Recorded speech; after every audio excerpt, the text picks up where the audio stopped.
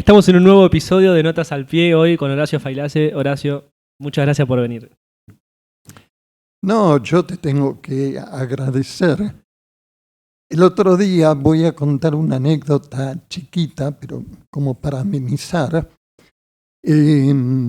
Ahora en Villa Ballester, que es donde yo nací, donde sigo viviendo, me pude escapar 3 años de Ballester, pero luego por circunstancias muy fuertes tuve que volver. Así que tengo 78 menos 3, 75 años. Conozco eso. Además, el frente de mi casa, como está sobre nivel, tiene una escalera hecha con adoquines, pero no con el adoquín pequeño, el pórfido, sino el adoquín. Esos adoquines me los tiraron en la vereda para que yo pudiera hacer la construcción cuando estaban pavimentando la calle Pueyrredón. O sea que son los adoquines de la antigua calle Pueyrredón, hermosa calle que estaba llena de tilos, desde la Barrera hasta por lo menos Avenida Argentina, Boulevard Ballester. Era una cosa muy hermosa. No sería la Untertilen, que era la avenida en Berlín donde Hitler hacía sus paradas militares, pero era una calle hermosa. Bueno, para hacerla corta, porque yo soy larguero, vos haceme así cuando... Resulta que voy a cruzar la Barrera y entonces viene un grupo de gente que seguramente iba a Casa Carnacini, digo, por lo que después colegí. Y entonces el tipo descarado que viene cruzando la Barrera dice, ahí está cruzando una de las glorias del partido, uno de los mejores actores que tiene acá San Martín. Yo me quería morir, porque ni siquiera lo conocía. Le pido un aplauso y entonces toda la gente en medio del cruce del paso a nivel de ahí de Pueyrredón se puso a aplaudir. No, una anécdota de locos. ¿Hiciste la reverencia cuando terminó? Yo me quería esconder, ¿viste? Esas cosas que el partido, el terruño, el lugar te da. O sea, fue la segunda etapa de mi vida teatral y le tengo que agradecer mucho a alguien que en estos momentos no mantenemos una relación fluida, que es Miguel Cavia, el director de la Comedia Municipal. Realmente él me tiró un salvavidas en un momento muy triste, muy doloroso, que fue en el 2010, la pérdida de nuestro hijo.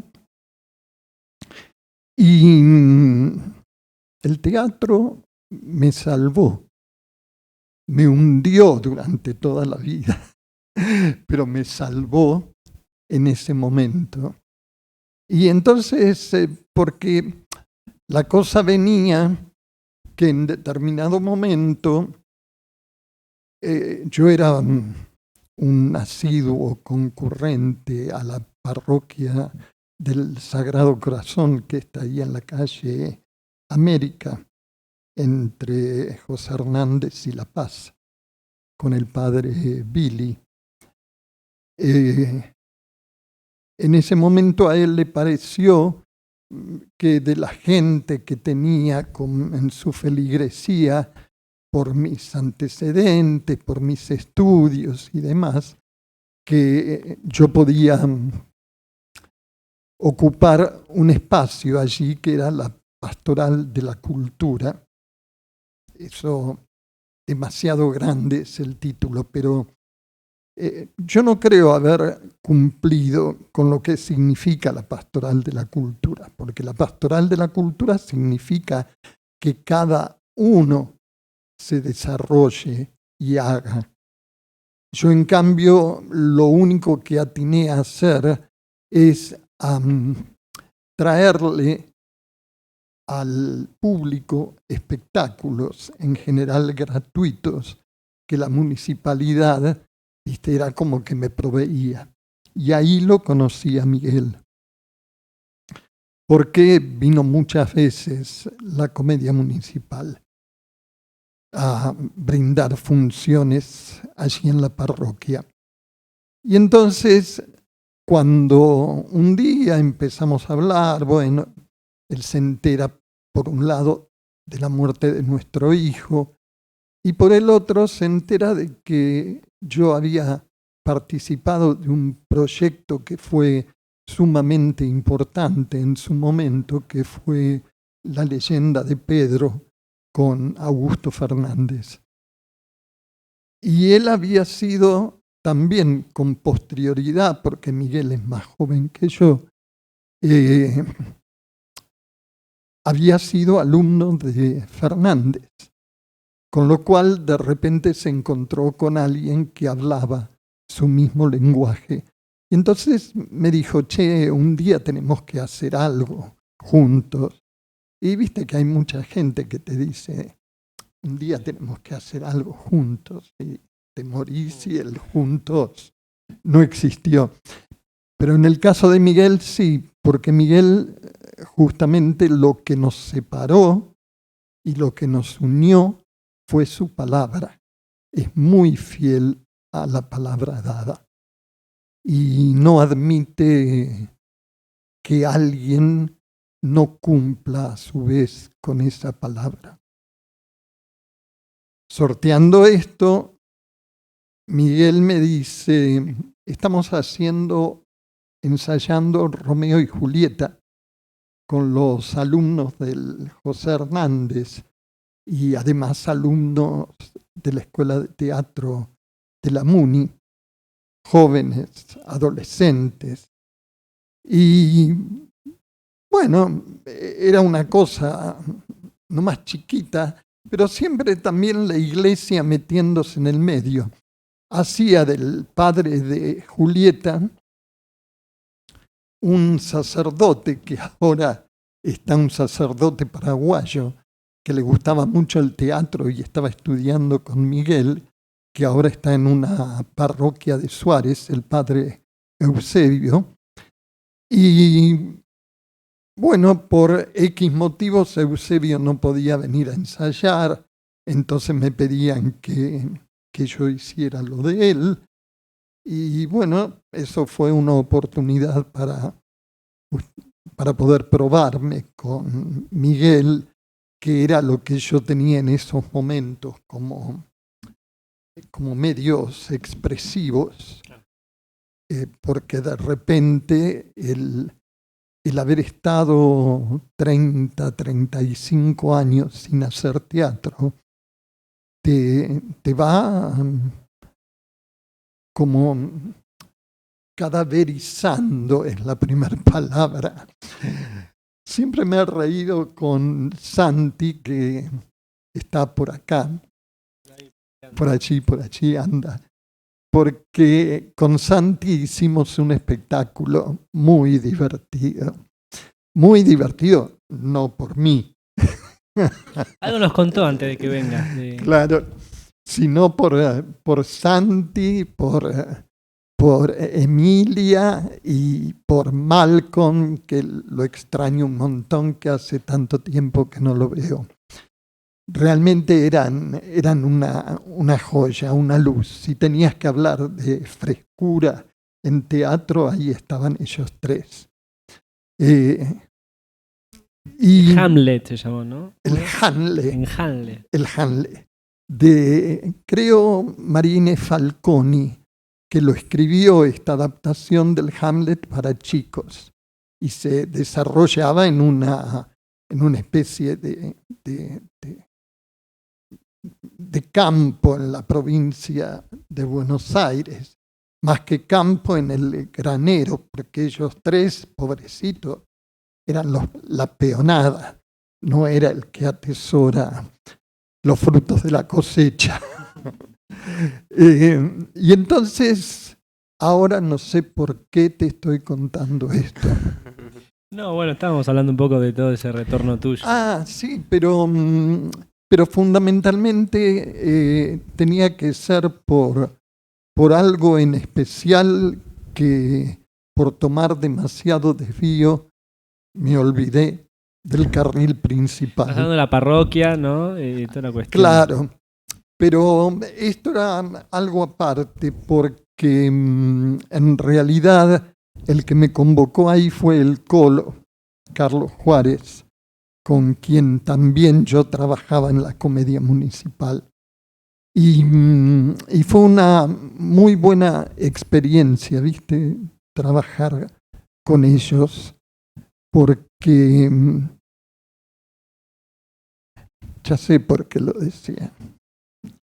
Porque quería hablar de la frescura de ellos y de cómo de repente 35 años de abandonar el teatro hace que vos vayas abandonando también tus posibilidades expresivas porque no las ejercitas. Y el cuerpo, eso te sucede también lamentablemente con los años. Igual hay gente que tiene mucha edad, más que yo, y sigue expresando. A mí, en cambio, se me metió en la cabeza que la edad, el endurecimiento del cuerpo, el no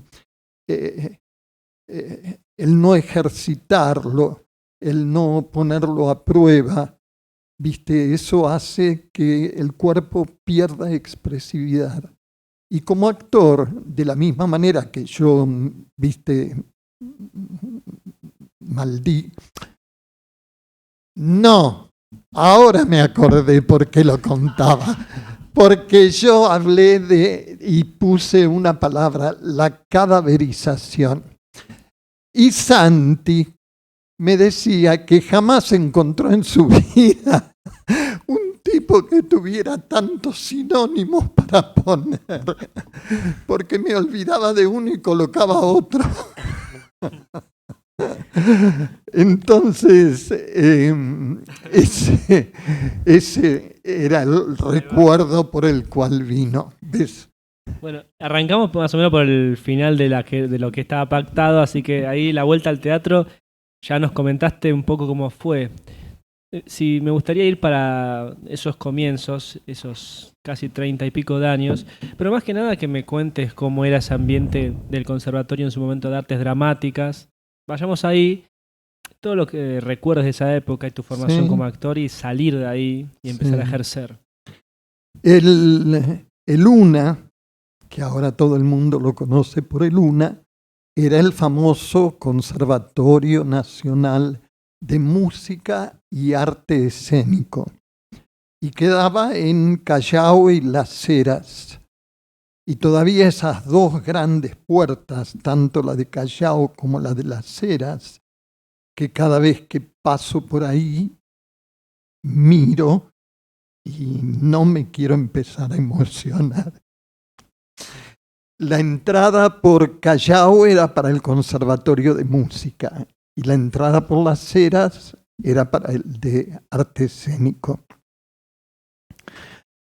Esas casas, esos petit hotel que hay muchísimos en Buenos Aires todavía, esa arquitectura francesa, esas escalinatas de mármol, bueno, llenas de recovecos.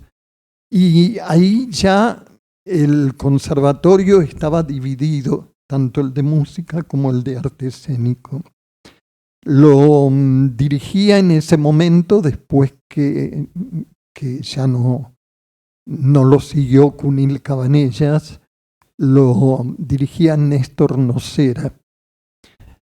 Y bueno, cuando yo salgo del colegio secundario, fui a dar el examen porque como era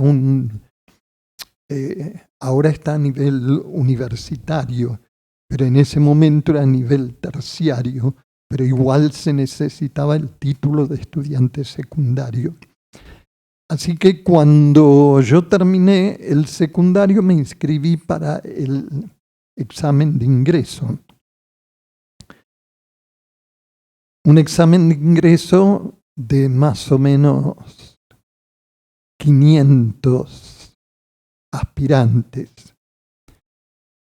Y en la mesa examinadora estaba, aparte de los profesores del conservatorio, estaba la camada que recién salía, que eran, viste, el caso de Brandoni,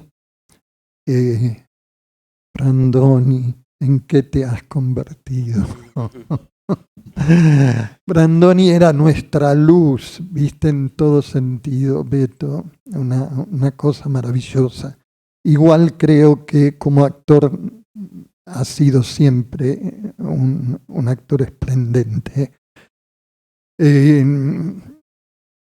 Marta Bianchi, con la que después se casó, Susana Rinaldi, mucha de la gente que estaba terminando y que eran los que estaban ocupando puestos bastante importantes en teatro.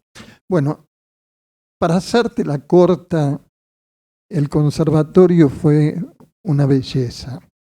De esas 500 personas que aspiraban a entrar, quedamos elegidos 45. Ese fue un día de una gran emoción, ir a ver en las listas que estaban colocadas quién había aprobado y quién no. Y me acuerdo que mi papá me dijo, bueno, perfecto, dice, pero ¿qué vas a estudiar? Y entonces le tuve que prometer que empezaba Derecho. Y sí, empecé Derecho junto con primer año del conservatorio, hice lo que sería en ese momento también el CBC, y en segundo año del conservatorio rendí Introducción al Derecho, me metí con los textos de Derecho Romano y ahí dije no. No, porque me estaba absorbiendo, si bien es cierto que yo pasé de primero a segundo, noté que no estaba dando lo que yo quería ofrecer, lo que yo quería mostrar, lo que yo quería sacar de mí mismo. Y pensé que era el derecho que me ahogaba porque había que dedicarle estudio, ¿viste? Y yo nunca fui un tipo y bueno, la paso. No, yo quería la mejor nota, muy autoexigente, entonces tan autoexigente que estoy terminando con mi propia vida. Yo les dije que hoy no estaba en un buen día, pero no importa, sigamos adelante. Porque acá voy a tomar otro desvío. Hay un autor noruego que se los recomiendo mucho a todos cuando tengan ganas de leer, y mucho. Es un autor contemporáneo, un tal Knausgaard, que ha escrito al estilo de Proust una especie de autobiografía. Una autobiografía en la que, según los críticos, le sobran miles de palabras, porque son también 7 tomos. Él lo tituló, chicos, ojo, lo nombro por segunda vez, pero no tengo nada que ver con esa inmundicia. Como la obra de Hitler, Mein Kampf, Mi lucha, él le puso Mi lucha a estos 7 tomos. Y ¿Ves? Ahora tampoco me acuerdo, pero dentro de unos minutos... Tomabas un atajo estabas por tomar un atajo del conservatorio. Claro, para irte. ¿por qué agarré para este lado? No importa. Ah, sí, ya sé por qué. Porque cuando yo... este hombre ahora, después de haber publicado esos 7 tomos, sacó 4 libritos. Yo no sé si por exigencia editorial o por ganar plata, alguien que de repente construyó una obra maestra, porque escribe esto, que son 4 tomos que se llaman En otoño, en invierno, en primavera, en verano. Y son bastante como para decir, los dejo de lado. Pero de repente viene el destello Knausgaard, ¿viste? Y en primavera, como me los regalaron para mi cumpleaños, y yo, por las características propias, nací en otoño, entonces estoy leyendo por cada estación que empieza. Querría tener muchas más estaciones, pero son 4 nada más. Entonces, en primavera, es una maravilla lo de este tipo. Él le escribe el libro a su hijita que está por nacer, y ya cuando nace, para que vaya conociendo, es la labor que hacen ustedes. ¿Para qué me citan a mí?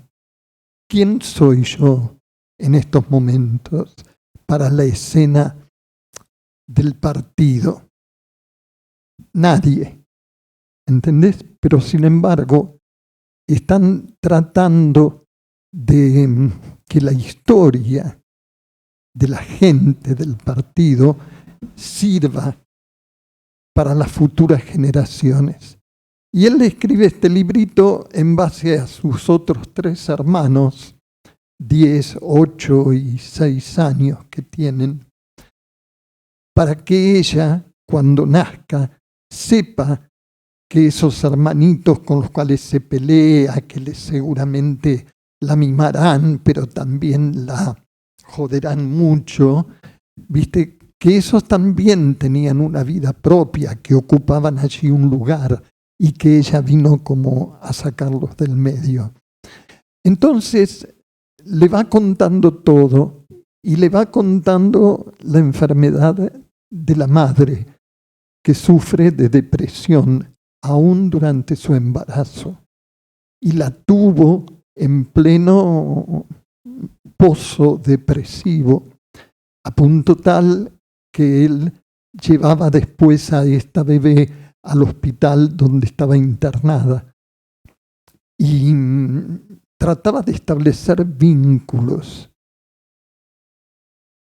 Y el tono de Knausgaard es muy triste, es muy deprimente. Pero viste cómo la famosa película italiana, La vida es bella, termina con eso. Termina hablando de la belleza de la vida. Y me emociona porque la vida, a través de los años, viste, te va quitando cosas. Leía también de otro autor una frase muy hermosa que decía que es la vejez. La vejez es aprender a perder. Y es eso. Si la tenés que sintetizar, es eso. Vas perdiendo todo. Lo más notorio en muchos, bueno, muchos no llegan. Cosa que de repente yo veo que se muere una Gal Costa a los 77 y yo digo, la puta, yo tengo 78, Gal Costa podría seguir viste, brindando su voz y su ritmo, y yo en estos momentos no estoy haciendo nada. Respeto y mucho a los artistas que a pesar de sus años siguen dando. A mi compañera del conservatorio, Elena Petraglia, que acaba de ganar por Stefano el premio a la mejor actriz en rol secundario en teatro alternativo. Y fíjate vos, Elena, y perdona los desvíos que tomo, pero parece que son interesantes. Elena, nosotros en el conservatorio, de 45, terminamos 6 en cuarto año por una selección muy estricta que hacían. Entre los 6, que vendríamos a ser 7, estaba Elena, pero como su compañero, que fue además su compañero de toda la vida, Daniel, lo bocharon de tercero a cuarto, ella se fue del conservatorio para seguir al lado suyo, por amor, para no demostrarle que ella podía algo más que lo que no pudo hacer él. Eso es un acto de amor sublime, sublime. Los que egresamos del conservatorio hicimos algo espantoso. Hicimos Soledad para 4, dirigida por Osvaldo Bonet, que Osvaldo Bonet en su momento, ha sido uno de los grandes directores de teatro, fue el que dirigió siempre la compañía de Alfredo Alcón con María Rosa Gallo. Pero lo que hicimos fue una porquería, realmente una porquería. Bueno, eso me deprimió mucho, porque fueron 4 años de estudio, 4 años de esfuerzo para terminar brindando, se puede decir, una mierda. ¿Entendés? Entonces éramos 3 mujeres y 3 varones. De los 3 varones no se supo más, así estelarmente, de nadie. Y las 3 chicas, una murió muy joven, que había ganado su fama como actriz de teleteatro, Gabriela Gili. Otra, Linda Pérez, que fue la mujer de Rothenberg, la primera mujer de Rothenberg. Y la tercera, Estela Maris Closas, muy buena actriz, pero que no se dedicó a la actuación, se dedicó más bien a la enseñanza. Cuando yo salí aquí en Palmo, porque si no van a ser las 10 de la noche y vamos a seguir hablando, cuando yo salí del conservatorio, en el interín, cuando yo estaba en tercer año, vino la mudanza del Conservatorio de Arte Escénico, porque le dieron ese otro lugar hermoso en French y Arauz. No sé si ahora funciona algo de la UNA ahí en French y Arauz. Bueno, así que vino todo, el llevar todo eso que tenían, todos los lugarcitos, todos los recovecos, todas las cositas que tenía el Conservatorio de Las Heras, trasladarlo a French y Arauz, armarlos de historias cuando no tenían historia, decir que la casa ya tenía historia también, que eso era lo más lindo. Es decir, no te mandaron al Museo de Arte Moderno, por decirte, un edificio cubista, sino a otro muy entrañable también. Pero el tema, para no alargar la cosa, era que yo salgo del conservatorio en un momento en que surge todo el teatro que podríamos llamar realista, naturalista, cosa, Alac, Somiliana, y me estoy olvidando, Dragún, y me estoy olvidando seguramente de muchos más. Y entonces, todos esos autores estaban pidiendo actores que no trabajen como actores, sino como personas. Y yo salí del conservatorio para hacer teatro español y a lo grande y con ademanes y nada. Todo eso estaba totalmente descolocado, no servía para nada. Seguramente para algo sirvió, pero todo muy a destiempo, ¿entendés? Todo muy a destiempo. Entonces había en ese momento una puja entre el actor tipo conservatorio y el actor que tenía que ser lo más expresivo posible sin grandilocuencia, que es en definitiva el verdadero actor. Bueno, vos que haces cine, sabés, el otro día escuchaba a alguien que decía simplemente bajar los párpados es toda una expresión en cine, o direccionar la mirada. Y por eso a tanta gente de teatro le cuesta hacer cine, porque se transforma en algo sumamente exagerado para lo que es el cine. Entonces venía la puja. Ay, ¿qué crees con estos actores que están haciendo este tipo de teatro, que no se los oye ni de la fila 5? ¿Entendés? Esa era. Pero yo en cambio decía, la verdad está allí, no en lo otro. La verdad está ahí. Y por eso dije, ¿dónde me puedo ir a lavar de todo esto? Y no sé por qué, de los que había en ese momento, de los tres grandes, que eran Aleso, Gandolfo y Fernández, elegí Fernández con S, porque era portugués, de origen portugués. Y con Augusto, en un curso hermoso, donde estaba una Beatriz Matar desaparecida, digo desaparecida salvo como profesora, una Betiana Blum que después se direccionó en otra. Yo quiero decir esto porque parece que yo hablara despectivamente. No hablo despectivamente.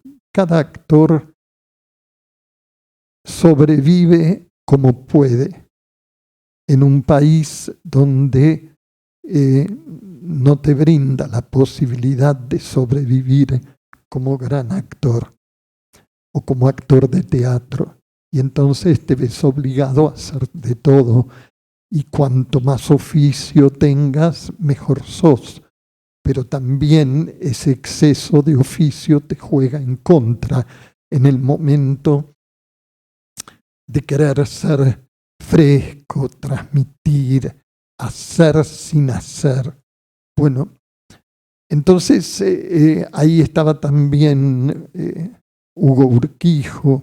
Bueno, un montón de gente que después fue muy importante en el teatro argentino. Y ahí traté por todos los medios de ir lavándome. Viste, mientras tanto incursioné en el Instituto Di Tella, incursioné en la Comedia Nacional, incursioné en el Teatro San Martín en la época en que estaba dirigida por Quive Staiff, un director formidable. Para toda esa época del Di Tella, estábamos leyendo con Nico la revista Serpiente Amarilla. esa convivencia de tantos artistas que hoy en día hicieron también una trayectoria gigante, estaban todos ahí, digo, era una especie de caldo artístico donde ¿qué se respiraba? Ahí se permitía todo. Al permitirse todo, es decir, podías llevar tu expresión a los lugares más insólitos, más originales. Por eso se lo llamaba Instituto de Experimentación, Centro de Experimentación, Instituto Torcuato Di Tella. ¿Entendés? Entonces, bueno, la parte de teatro estaba dirigida por un grande, por Roberto Villanueva. En la parte escultura y pinturas estaba Juan Carlos Di Stefano, un escultor muy importante argentino que todavía vive, tiene 89 años y es marido nada menos que de Griselda Gambaro, que vive y tiene 92 años y que ahí estrenó algunas de sus obras más importantes. Y ahí nacieron Lelutier con un grupo que era mucho más grande y musicisti, que bueno, fue una experiencia hermosa. Ellos hacían una ópera en el Di Tella. O sea, vos te cruzabas con toda esa gente ahí. Claro, ahí tuve oportunidad de conocerlo a todos ellos, a Nacha, que empezaba también cuando era pareja con Norman Brisky, y Norman Brisky hacía La Fiaca de Ricardo Talesnik, que fue uno de sus grandes éxitos. Y Nacha, viste, que cantaba, y las bailarinas, entre ellas Marilú Marini, que hoy es una actriz de la puta madre que lo parió, y era una bailarina de danza moderna en el Di Tella. Horacio, llevándote un poco más hacia adelante, en el momento que se da el viaje a Europa con la leyenda de Pedro, queremos centrarnos también un poquito en eso, que nos cuentes cómo fue esa experiencia, las cosas que has vivido ahí. Bueno, estudiando con Augusto Fernández, más o menos después de un año, él estaba ya preparando este proyecto. La leyenda de Pedro está basada en la obra de Ibsen, el Peer Gynt. Y bueno, tenía un elenquito, Lito Cruz, un actor chileno que falleció hace bastante, Franklin Caicedo, Hugo Urquijo,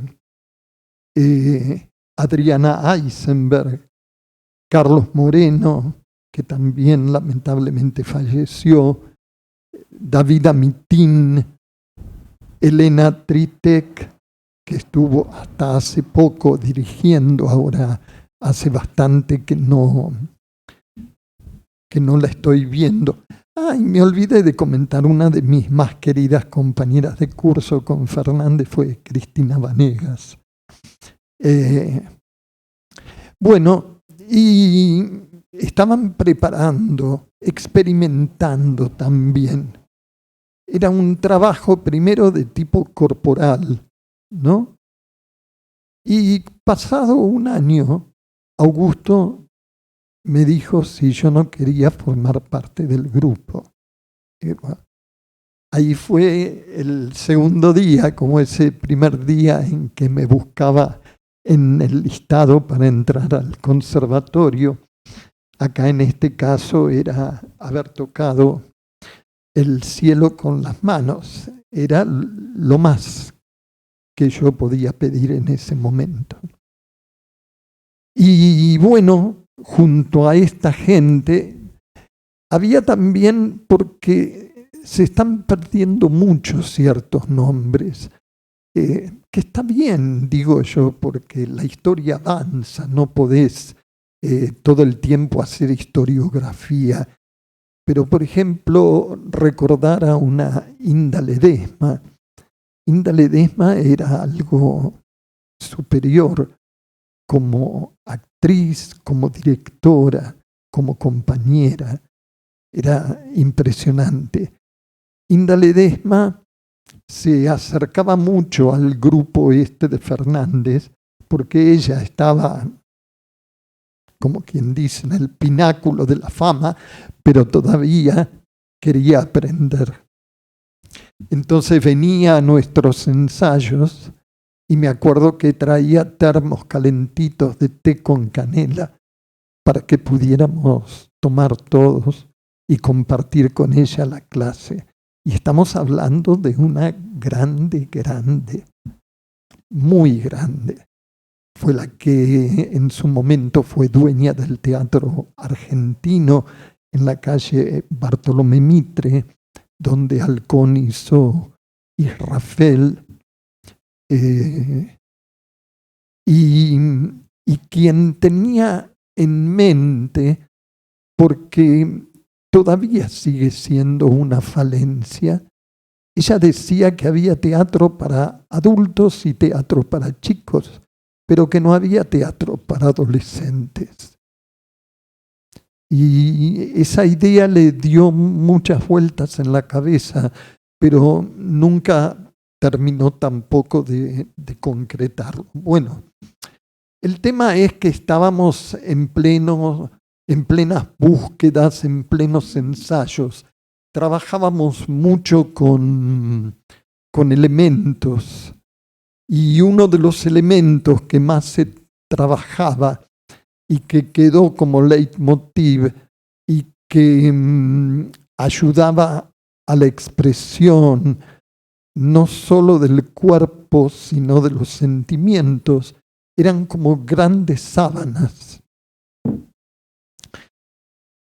Y en ese momento, cuando todo estaba, digamos, en un 50 o 60%, pasó el delegado del Festival Internacional de Teatro de Nancy, en Francia, que van distintos representantes del festival recorriendo los distintos continentes, tratando de buscar aquellos grupos que tengan o no un gran predicamento, un gran mecanismo publicitario alrededor, pero que ellos con su ojo clínico descubrían que ahí había algo. Pasó el delegado para Sudamérica del Festival de Nancy y sin ver el espectáculo terminado, le dijo a Fernández: ustedes tienen que venir a Nancy. Esto es algo no visto, no registrado. Ahora es muy difícil explicar lo que era. Es muy difícil. Hay cosas que no se pueden, explicar. Y cuando las cosas no se pueden explicar es porque valen mucho. A mí me pasó hace poco con una serie de Netflix que como la sacaban el año próximo, entonces dije me voy a apurar a verla, porque para colmo creo que eran 5 o 6 temporadas, que era Breaking Bad. Y entonces mi mujer me dice en determinado momento, pero ¿cómo no? Ella no la quería ver por esas cosas tontas ay, me impresiona, no puedo. Lo que te tiene que impresionar, igual a ella le impresiona, es la vida que llevamos, el mundo a donde nos conducen.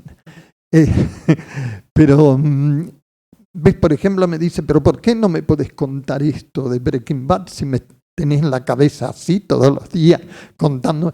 Le digo, porque te cuento pedacitos, pero no te puedo contar. Y bueno, acá tampoco. No te puedo contar la esencia de la leyenda de Pedro.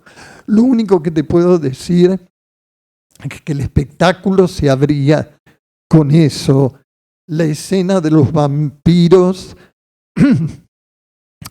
estaba hecha con calaveras de papel maché que tenían un líquido especial del cual bebían los vampiros y le chorreaba la sangre, y entonces, el efecto que se lograba era muy importante. El barco donde se discutían asuntos comerciales, los grandes popes del capitalismo, estaban en una plancha de madera sostenida desde la parrilla por 4 tirantes que se mecía como un columpio. Yo te estoy contando lo más espectacular. El trineo de Peer Gynt era la cama de hierro en la que estaba muriendo su madre. Y entonces Lito Cruz, haciendo el Peer Gynt, se sentaba en la cabecera de la cama y traía de la piecera las riendas, y así conduciendo a la madre hacia la muerte. No, cosas espectaculares, espectaculares a tal punto que en Europa se quedaron con los ojos que ya no le cabían en las órbitas. Y por eso, como en ese entonces Berlín todavía estaba dividida en Berlín Oriental y Berlín Occidental. Pensá que estamos hablando del año 71, y creo que la caída del muro de Berlín fue en el 85, no lo recuerdo bien tampoco. 89, acá me sopla alguien que sabe. Y entonces en Berlín Occidental estaban representando una versión cuasi tradicional del Peer Gynt. Entonces unos empresarios alemanes que vieron la obra en el Festival de Nancy la contrataron para llevarla una semana a Berlín Occidental. Y, ¿sabes? El público, que era el público berlinés, que no cazaba Juan, como se dice, del castellano, que para ellos el castellano es un idioma muy difícil, el español así como para nosotros es el alemán. Entonces venían y en un silencio cuasi religioso. Ahora en el Colón hay traducción simultánea, pero cuando yo era joven no había traducción simultánea. Entonces vos, ¿qué hacías? Te aprendías de memoria lo que pasaba en el acto, casi que venía explicado en el programa, y luego seguías la acción cantada o la acción dramática en este caso. Y bueno, fue una semana a teatro lleno en Berlín. Y lo contrataron por el Festival de Nancy, el espectáculo, para ser representado en la Rassegna Internazionale di Teatro di Firenze, en Florencia, en Italia, donde sí había traducción simultánea con auriculares, en un teatro, el Teatro de la Pérgola, que yo, la vez que volví a Florencia, no lo reconocía, porque las cosas se transforman, pero se transforman sobre todo en tu interior. Ese recuerdo que vos tenés, claro, de repente era otra cosa. Me habías contado, puede ser que para pasar de Berlín Occidental a Oriental te pedían, o cómo era el tema del pasaporte que le pedían. Claro, porque el tema era que acá estábamos en plena sucesión de golpes militares, antes todavía, porque del golpe más cruento, antes del regreso de Perón, antes del que ahora se van a cumplir 50 años, antes, entonces no empiecen a sacar cálculos, si ya pasé la centena o no. Estamos hablando de los golpes de Onganía, de los golpes, viste. Cuando yo salí, nosotros en el aeropuerto cuando viajamos a Europa, llevábamos tan solo algunos elementos que sabíamos que no íbamos a poder conseguir allá, entre ellos la calavera y la sábana, porque la sábana era un elemento de trabajo muy personal. Entonces, yo eso lo llevaba en mi equipaje de mano. Y me acuerdo, creo que era la época de Livingston, ya ni me acuerdo qué militar ocupaba la presidencia en ese momento. Y yo tenía que pasar en Ezeiza por un control. Y recuerdo hoy un pasillo larguísimo y en el medio del pasillo un atril y detrás del atril un guardia que te hacía las últimas preguntas antes de subir al avión. Y entre las cosas que te preguntaba y te hacía abrir era tu equipaje de mano. Y entonces yo digo, ¿qué le voy a decir a este tipo? Le voy a contar toda la historia del viaje a Europa, del conjunto de teatro, de que... Nada, yo le digo la verdad. Entonces llego y me dice el guardia, ¿qué lleva usted ahí? Una calavera. ¡Pase! Se creyó que lo estaba cargando, pero bueno, no importa. Esa fue una anécdota.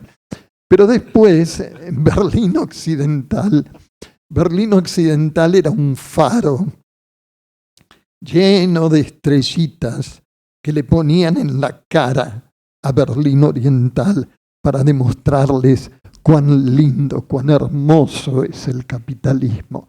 En ciertos aspectos, sí. Me acuerdo mucho de haber ido a ver una película con Belmondo que transcurría en la Costa Azul con todo un grupo de izquierda. Y entonces había todo un paneo sobre las mansiones a orillas del Mediterráneo con las piletas de natación. Y alguien gritó, ¡qué lindo que es el capitalismo! Bueno, eso era lo que querían hacer con Berlín Occidental, porque Berlín estaba enclavada en medio de Alemania Oriental. O sea que nosotros que viajamos en tren de París a Berlín, teníamos que atravesar la mitad de Francia, teníamos que atravesar toda Alemania Occidental y la mitad de Alemania Oriental. Y cuando vos pasabas de Alemania Occidental a Alemania Oriental o viceversa, se subían los execrables con colmillos guardias soviéticos comunistas con sus perros, que lo que estaban tratando era de ver que nadie se colara ni para un lado ni para el otro. Sí, bueno, no había la libertad total de movimiento. Sus razones tenían en su momento. Pero el asunto era que pasaban, te pedían el pasaporte y te lo sellaban. Y lo que tenías que evitar para volver a la Argentina y poder seguir viviendo era no tener un pasaporte sellado por un país de detrás de la cortina de hierro. Entonces lo primero que me dijeron, que nos dijeron cuando hacíamos ese viaje, que cuando aparecían los guardias, que ellos ya sabían que le dijéramos Nein Stamp, que no sellen. Los tipos se reían. Bueno, y lo mismo sucedía cuando había que pasar de Berlín Occidental a Berlín Oriental. Vos me preguntarás, ¿y para qué miércoles querías pasar a Berlín Oriental? Si era tan deprimente, si era tan fea. Y porque ahí estaba el teatro de Bertolt Brecht. Entonces, viste, esa experiencia maravillosa no nos la podíamos perder. Y también te hacían en los puestos famosos que ahora están y lo usan para los turistas, los puestos de Charlie. Es decir, ahora el turista va, jode, te dan una hojita te la sellan.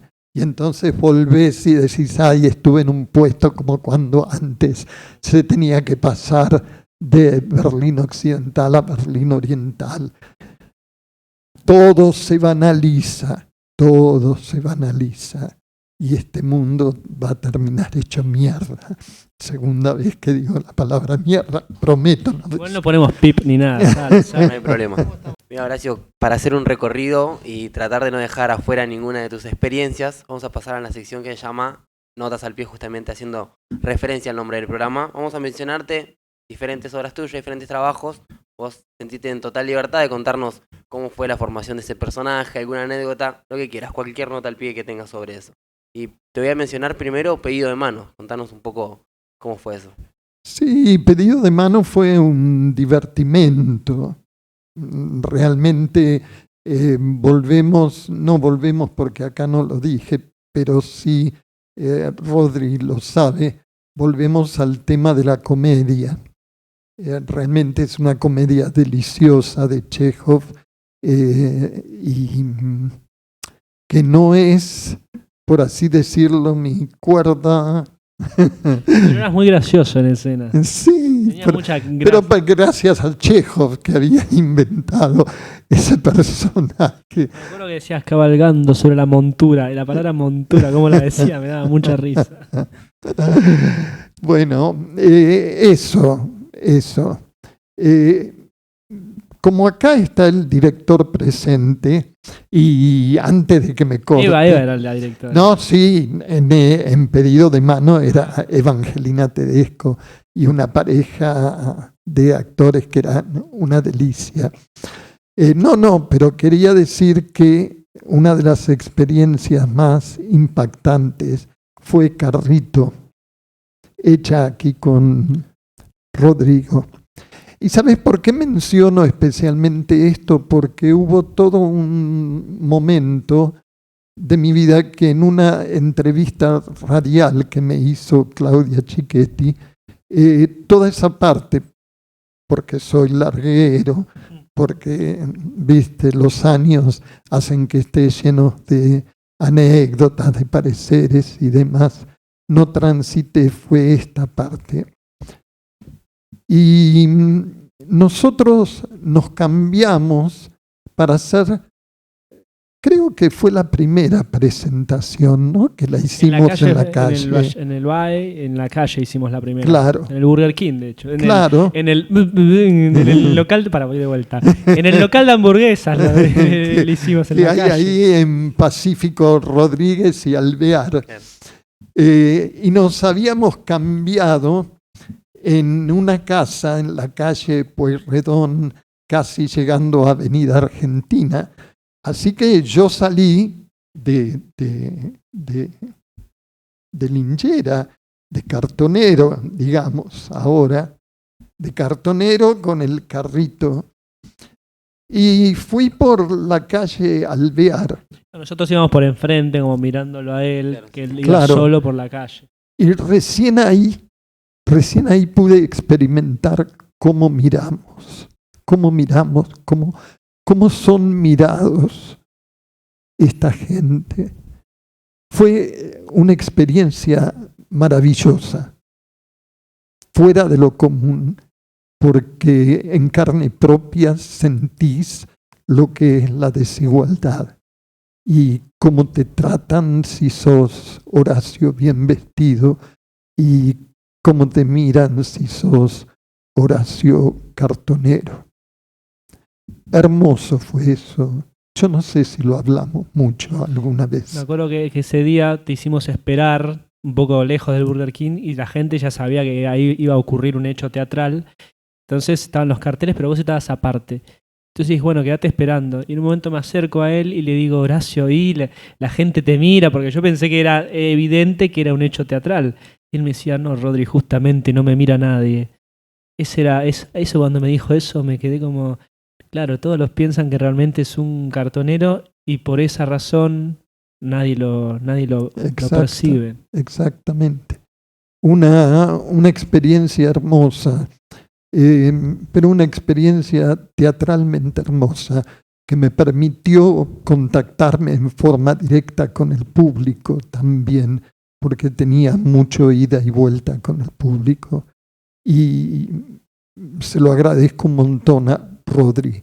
Probablemente ese, junto con el papá con Alzheimer, de la obra corta de Ariel Barchilón en el ciclo que últimamente está haciendo todos los años en La Máscara. Lo pasamos por distintas salas, ¿no? Pero últimamente, desde hace 4 o 5 años, es en La Máscara, donde ahora se está representando Stefano y donde está en estos momentos el ciclo de 2 veces bueno, que es este ciclo de obras cortas, y que también fue precursor de todos los espectáculos con obras cortas que empezaron a pulular en distintos lados, como Teatro Fitito en Villa del Parque, o el teatro que ahora no recuerdo el nombre, en Palermo, que tiene esa microteatro. Muy bien. La producción acá. Acá la producción está. Yo me acuerdo el personaje del padre con Alzheimer, era duro, digo, Sí, era tremendo. Y vos me sí. dijiste que usabas una foto real, ¿no? Para el momento en que tu personaje veía una foto. Sí, yo ahí, quise apelar a lo que yo soy un enamorado de Marcel Proust. Es el autor de En busca del tiempo perdido, ¿no? 7 tomitos también, como el noruego. Que lo leí en la juventud por primera vez. Ahora lo estoy releyendo por tercera vez. Y no por esnovismo, porque muchas veces es muy difícil, las traducciones son áridas. No es por eso que guste de Proust. Proust es el iniciador, el famoso, el que todo el mundo te va a contar la anécdota de que cuando se llevó la Magdalena que había embebido en el té a la boca y se le vino toda la vida encima. Entonces, de alguna manera, es decir, ser actor es llevar a cuestas todas tus vivencias, buenas, malas, terribles, exageradas. Y ese es el Proust que me llevó a usar la fotito del bautismo de Lucas.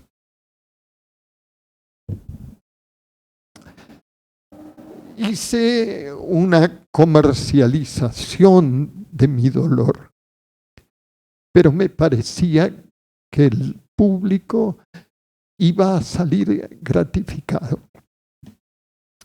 Porque lo único, y es lo más grande que tiene el teatro, es cuando logras establecer esa comunicación, escenario, platea, y donde vos ya no sos vos, sos ese hereje que se ha transmutado en otro, y por eso años no permitían que los actores estuvieran enterrados en el mismo cementerio que la gente común. Se tuvo que luchar mucho, así como de repente un suicidado, no lo permiten tampoco enterrar con todas las normas. El caso de los actores se tuvo que luchar mucho para terminar siendo el polvito ese. Horacio, llevándote también a un trabajo que es un poco fuera de lo teatral, contame cómo fue la experiencia de Tu voz entre las voces. Claro, tu voz entre las voces es un... Lo más gracioso era que me había olvidado que tenía que ir a filmar ese día. ¡Qué horror! ¿Por qué no llega Horacio? Decíamos. Bueno, así que no tenía jet privado, ni mucho menos. Pero llegué como pude. Y gracias a que había un poquito de delay, pude nuevamente mirar el texto, porque ni siquiera lo había aprendido.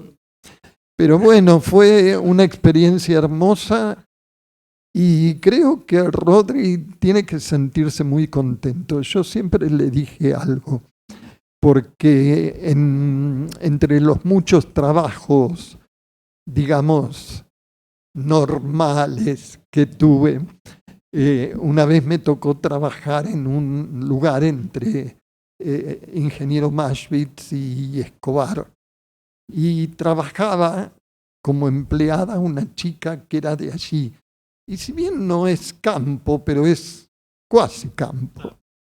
Y entonces aprendí de ella a decir, este tipo es un creído. Y yo le dije siempre a Rodri, tu talento te ha ayudado un montón, pero no te la creas. Y aquí me viene un recuerdo muy hermoso. Había una actriz gallega llamada María Casares, que tuvo que escapar del franquismo porque su padre era diplomático republicano. Y se trasladaron a París. En París ella estudió en el Conservatorio Nacional de Arte Dramático, pero cuando Franco cayó y comenzó nuevamente esta monarquía constitucional, el público español le pidió que regresara. Entonces María Casares recitaba, por ejemplo, los poemas de Lorca en castellano con la cadencia francesa. Y fue contratada acá para una temporada que fue histórica con Alfredo Alcón, después con Divinas Palabras de Valle Inclán, pero primero con Yerma de García Lorca. Y entonces ella, que era una mujer menudita, se sentaba solita en el escenario de la Sala Martín Coronado, que ustedes saben que tiene dimensiones descomunales.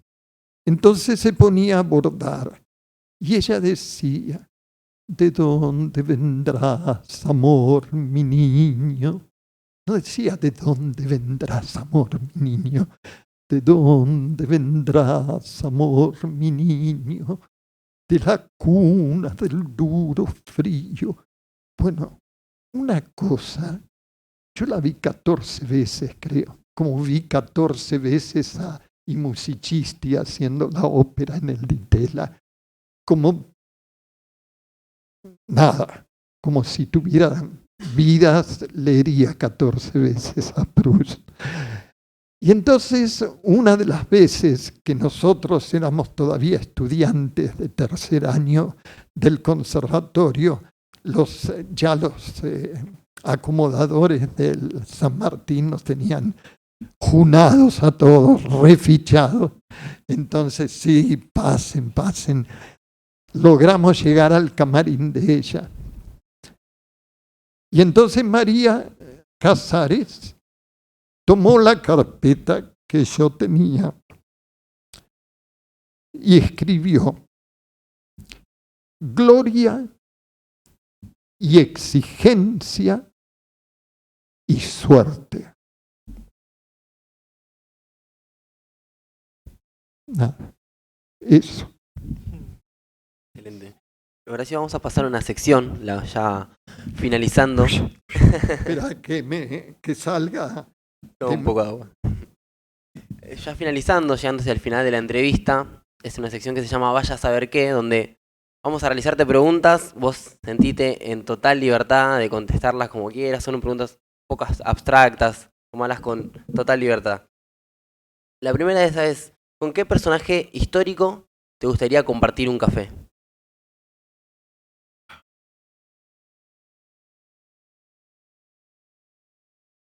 Mm,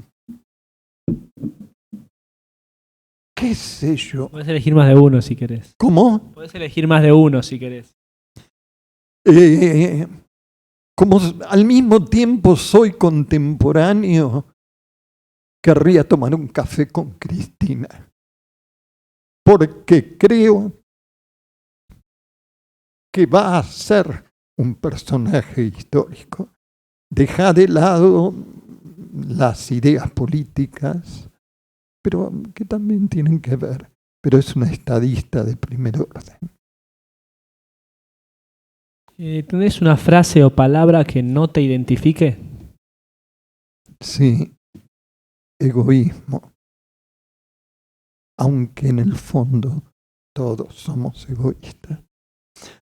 Pero no me gusta, no me gusta. Horacio, ¿quién dirigiría la obra de tu vida? ¿A quién? ¿Con quién? ¿Quién sería la persona que lo dirija? Ah, que yo querría como director. Sí, sí.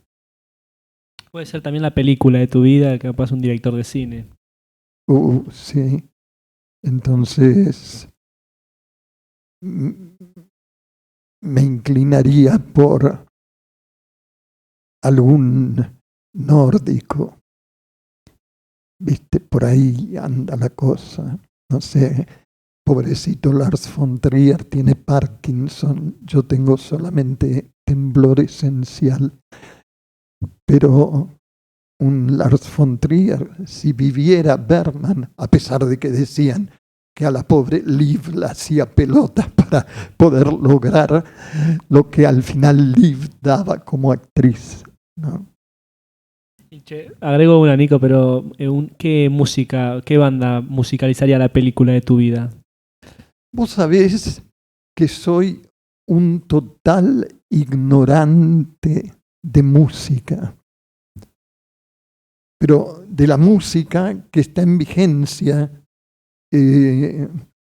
Yo, viste, me quedo únicamente con eso, sin querer pecar de esnovismo, sino porque me llevaron a muchos lugares esa música, viste, hablando de Bach, hablando de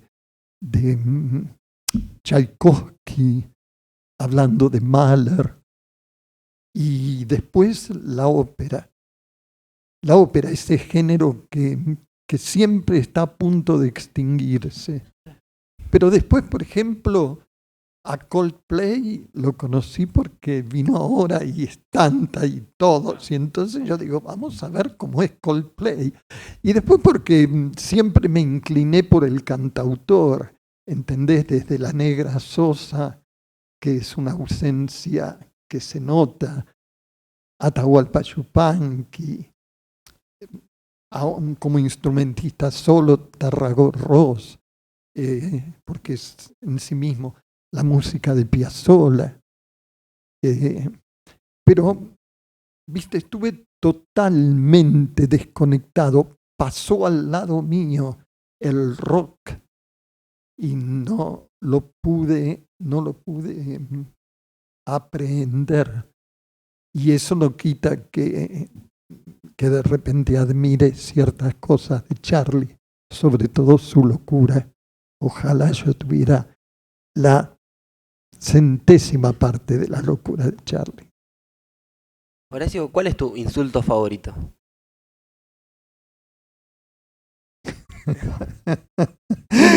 No voy a decir el favorito porque ya sería demasiado alevoso.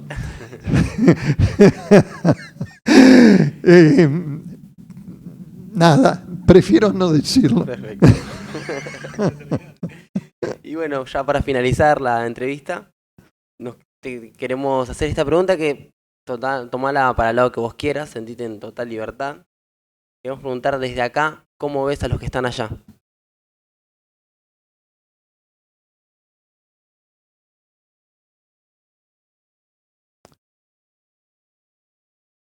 En general, no los veo, pero los siento mucho. Pero me siguen interesando todavía mucho más los que estamos acá. Ustedes, por ejemplo. Le damos un aplauso a Horacio Faileazzi. Aplauso. El mejor actor de San Martín, como dijeron en el puente. Al cruzar el Pueyrredón. ¡Qué vergüenza, por Dios! Bueno, gracias. Gracias a las Cuatro Plumas Club de Arte y al Fondo de Fomento de las Artes Escénicas. Y a vos. Gracias a todos. ¿Cómo la pasaste, Horacio? Excelente. Por mí seguiría. Viste que vos me decís hablar y yo hablo. Ahora paramos y seguimos un ratito. Cargamos las baterías.